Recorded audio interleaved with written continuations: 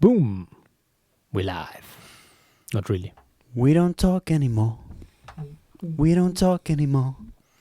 We don't talk anymore like we used to do. Talk to me. James, then. All right, so we're going to talk about talking. Amazing. Which sounds like we've run out of ideas. No, this is number 45, and we thought we'd take the chance to have a chat about why we're even doing this. A review session, so to speak. A review, exactly. Looking back. Looking back, so we can then look forward. And what kind of episodes have been our favourites so far? Of the Three-Headed Hydra podcast. And yeah, have a little review. No, we didn't think of looking back over my shoulder. I can see the look in Sal's eyes. So Sal, we started in the first quarantine more or less, didn't we? If I remember correctly, because you had a podcast. You still have a podcast called Hey Sal. Mm-hmm. And then me and Dan were lucky enough to grab onto your coattails there, and you run 99% of this show. So we have to thank you very much for that. Yeah. So what made you want to start Hey Sal podcast, Sal? Hey Sal? The Hey Sal podcast is actually a podcast that is currently on hold officially, but I started it back then to get to know interesting new people, to learn new stuff, and also just to play around with podcasting, because back then it was not such a big thing yet. I guess in the United States it already had gained some popularity, but here it still was something quite new. If you ask somebody what a podcast was, most people wouldn't know about it. And so yeah, it was a great way to just try these things, try new things, learn about new technology, and meet new people. And indeed, that's how I met you guys.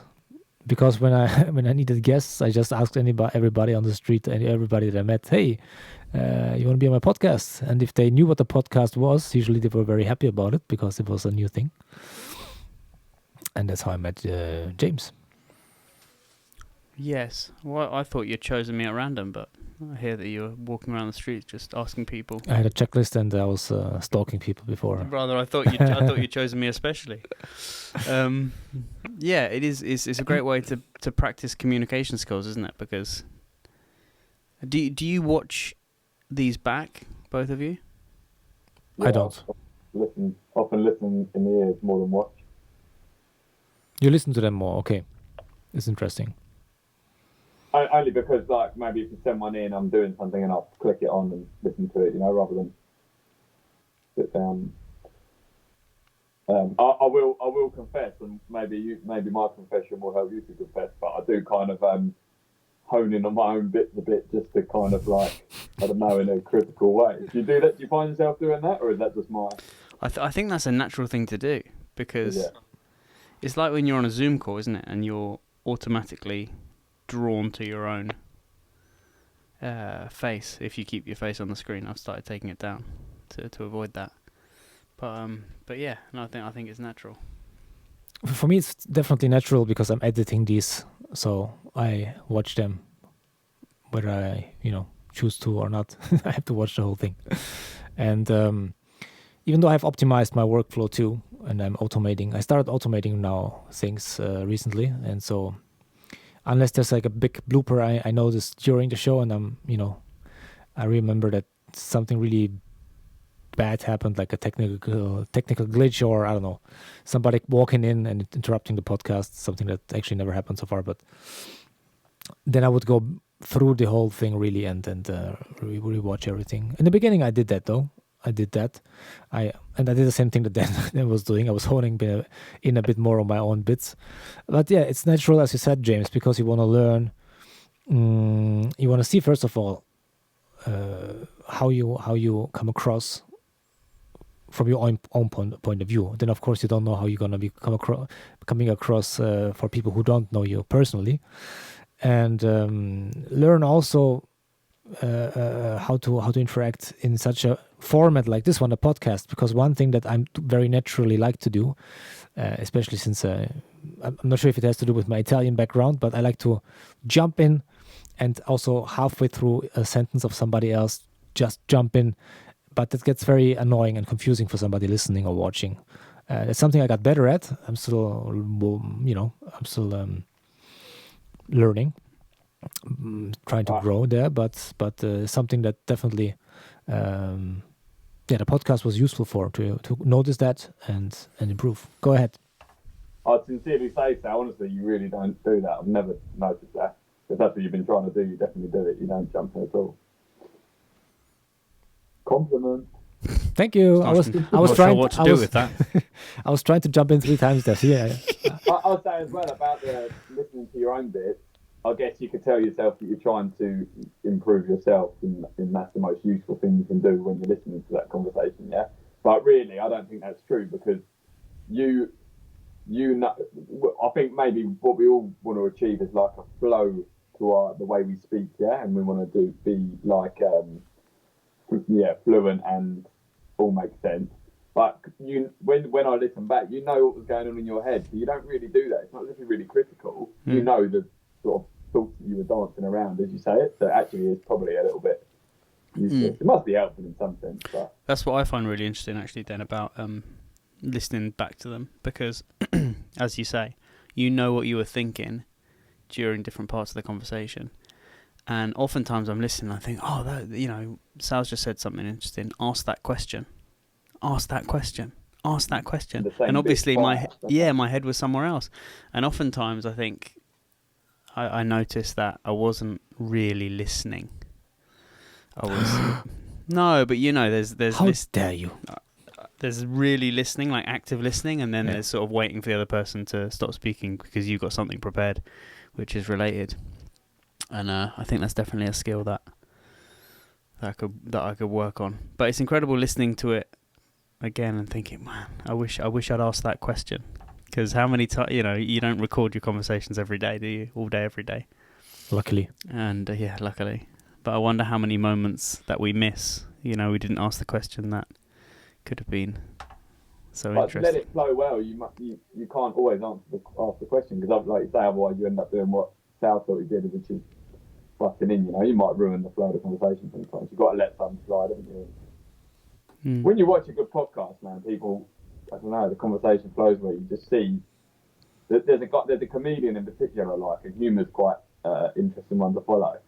And you see, he's called Theo Von, yeah, he's on Rogan a few times, and he's just the best at. You see him crack a joke, and it misses sometimes. And what he's really good at is he never repeats it, yeah, he just lets it go. And you just notice that when you watch a lot of other comedians, they say a joke, and if it doesn't get heard, they kind of pipe it in, and probably people do that. But it's just interesting to watch. Like, it's given a lot of like comedians such the platform that they just needed to really, like some people probably aren't as good on stage as they are in a conversation, and it's a real wit thing, isn't it? There's less about the bravery of getting on stage, and more about who is the quickest to the mark and who can surprise you the most and not be so repetitive in their jokes. And that's what's quite fun about watching the comedians podcast. But anyway, I'm diverting from ours because even though we're us. Various, this isn't a comedy podcast. It's very serious. No, definitely not. So what have your favourites been so far from the 44? Do any jump to mind? Yeah, I liked our debate on communism. Funny enough, when I was thinking about it earlier, I didn't think of it at all, but it's just come to me. I liked our debate. That was kind of like a bit more structured and stuff. That's probably the one that, probably my favourite's the one where I felt a bit more on form because, obviously it's hard to just rise. That's another good thing about the podcast, though, is you try and hone your best, you try and peak at the right time of the evening, so you might do a couple of things differently and not like we say about eating and stuff like that, and try and not be bogged down, and that's quite an interesting thing to practice. But yeah, that's the one that stands out, which isn't just my favourite because I felt like I was on form, I felt like it was a good kind of exercise in, I don't know, debating or... That was number 22, capitalism versus communism. That's a big view. Maybe we should do some more debates like that. Yeah, why not? Go on, Sal. Have you got a fave? Me? Yeah, I think there's several. Certainly those that where we had guests on and they shared their point of view, or they introduced a new subject I was not aware of before. Sugar Sean, For example. Tom Clements, well, man, that's Tom Clements, Yeah, Alistair McCarty, exactly. Josh Brock. That's the big names. And they really brought Hydra Cole. some interesting topics on the table, and they told some very interesting stories, and also in a very entertaining way. Mm-hmm. So I really enjoyed that. I enjoyed it when you guys shared some personal experiences. We could do another episode of the marathon that you just ran with your personal best, James, that you just hit on Sunday. Spoiler alert. Wow. Exactly. It's a whole new topic we could talk about. But also when I talk about things myself that I, as Dan said, feel like I know more about. For example, when I did the self-experiment recently with the continuous glucose monitor, it's not that I'm a health expert, but it was just something hands-on that I experienced and where I can share a noob's point of view of using a device like that with a noob's reasons for using a device like that. Probably would be more interesting also to have an expert who then kind of puts it in context while I'm talking about it, obviously, but that's something I also enjoy. Number 43. What wearing a continuous glucose monitor taught me. Right. That was a good one, and I think that's a really cool thing that we can do to help each other out, right? Because if you know that you're recording a conversation about this topic, then it actually pushes you to do a bit of research beforehand. Most of the time. Instead of just talking, blowing smoke. So it does push you to actually learn something about a topic in the week or 2 weeks that we've given each other. I also like the self-experimentations in which we sort of came together and then discussed what we found from them, like the 4x4x4. Oh, right. That's the run 4 miles every 4 hours for 48 hours. And we all did that at the same time in July, and then we recorded a podcast on a Sunday morning when we just finished. that was crazy. Was interesting. I think we should do that again. I enjoyed that. And I actually agree. Maybe that was one of my top podcasts too. You just reminded me of that, because actually that's something we did all together in a way, distant from each other, but together. It was a shared event. Not distant, Sal. We're on WhatsApp. Well, okay, you know what I mean. How much closer do you want to get? Closer than WhatsApp. I also liked the personality traits from the Understand Myself Big 5 personality traits, where we all took the test and then came together and discussed the results. So the kinds of things that you can do alone, right? You can do that running challenge alone for 2 days. You can do that test alone, but by discussing the results and actually doing a little bit more research into some of the topics, I think it gives those experiences some extra value. Right. Absolutely. So what do you think about the format so far? Talking a bit about the way we run this podcast. Are you guys happy with it, or do you have any ideas for the future, or is there anything that you think we could have done different or should do different in the future, or is just maybe some aspects of it that you like about the format of our podcast? I mean, basically we sit down and chat, which is what most people in podcasts do. But do you feel like we could, maybe offer some more value by doing certain things or changing certain things? So first of all, what do you think? What do you like or not like so much, or would like to change? I like our 20-minute, and then we're not too rigid with it, because it kind of squeezes a good bit of pressure out of you, but then we're not too rigid with it. So sometimes if it's going well, it runs over. But I don't know, man. I just appreciate your work, Sal. I don't really, you know what I mean? I wouldn't want to steer it one direction or another. If I was going to edit it and all that, then I might, obviously in my dreams, I'd like to take the time to do it and stuff. But I just no, I won't right now, and I appreciate, it is your ship, really, man. It should be the Sal's headed Hydra feed No, feed Josh and absolutely Chase. not. I just No, hit the record button and then do some Wow. editing. Yeah, and you've created the whole sort of platform and the YouTube channel and whatnot. We just turn up. What would I change? I don't know if I'd change much. I like it when we have guests on to get outside perspectives. Like Den said, maybe it would be useful to have some more debate so we can play sides on certain topics. I don't know. Do you know it's one of the highlights of my week though when we do record, and that's a nice feeling. Okay, that's great. I'd say we talk a lot more, James. I mean, like we always carve the time out better now, don't we, than we ever did to talk to one another. Yeah, exactly. Yeah, and if if we can't chat between these sessions, then it's nice to just sit down with two good friends and chew the fat about whatever the topic of the day is. And I guess that is the nice. I mean, when you watch the Joe Rogans and all that, at the peak of the podcast game, you just think, man, he just has people on and really choose to, really just shoot the shit with them, and that's just like unbelievable, isn't it? He can do so well off the back of that. It's awesome, isn't it? What about you, Sal? You wanna monetize it? No. You wanna sell T-shirts? You wanna sell mugs? Exactly. I mean, to be honest, you would like to, wouldn't you? Like, I'm saying, we're not disappointed, obviously. This is why we do it, because we just like to have a chat with one another in a bit more of a structured way than just a casual around the table chat. But man, it would be amazing, wouldn't it? Can you imagine imagine something like that. You could ever do it. You'd like. Do you think we can get a sponsor for our average of 50 viewings per video? On a good week. I mean, we are completely a non-commercial podcast in every aspect, and I mean, it's also obvious because we're not putting every 3 hour into the podcast, because we all have very busy schedules. So that's fine.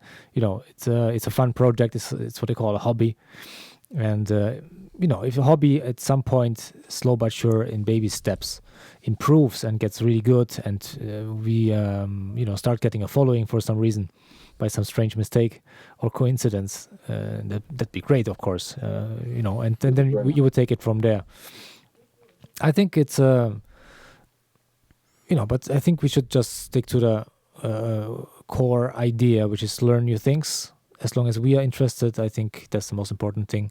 Oh, for sure. Maybe I'll spend a little bit time improving here and there. We already started now. Dan, it's got a new microphone, which he didn't connect today, but it's gonna come eventually. And then maybe I'll put the podcast also back on Spotify once we have a standardized audio quality, and take baby steps. Intermittently, I think, was the Hydra also in the same studio as the Hey Sal podcast? I don't think so. But now we got a new setup. For example, here. I mean, James literally is here in the studio with me. Can you see me? I'm just behind me, as you can see. I'm just lazy. Exactly. This is like a fake remote setup. Like he's literally staring at my back all the time. This is how you maximize small spaces. Not the first guy to do that. Okay, and we have to go. And but take baby steps and take it from there, and just enjoy it, make it better, improve ourselves, the content, but most of all, just have fun with it, and then see where it goes. And if it goes, it would ruin the fun to try and steer it. If it would become corporate, if you would make it a commercial thing, then I think we'd lose the enthusiasm within a couple of weeks, and we wouldn't have made it that far. Actually, here I'm going to butcher this fact, but something like 90% of podcasts don't get beyond 10 episodes. That's exactly right. Is that the one? So we've done very well to get to 45. I reckon we'll get to 100. There's plenty of other interesting things to talk about. Exactly. When you were saying earlier about the starting in lockdown, I remember seeing a lot of jokes or memes about podcasts starting in lockdown. But it wasn't the most original idea. I think few people were doing that. Yeah, lockdown's over and we're still rolling. Still standing. Number 45 is about to finish. Yeah, and indeed it is. We're almost at the 20 minutes. But I would say just that's what, from my point of view, the goal find interesting topics in the sense that we are interested in investing our time to research and learn about new things about those topics. And hopefully the listeners, the few listeners and viewers come along, and maybe they also can, leave some comments about things they want to hear about, or that they want us to talk about, that they want, or questions they have about topics we have researched, or maybe comments about things that we should research a bit better.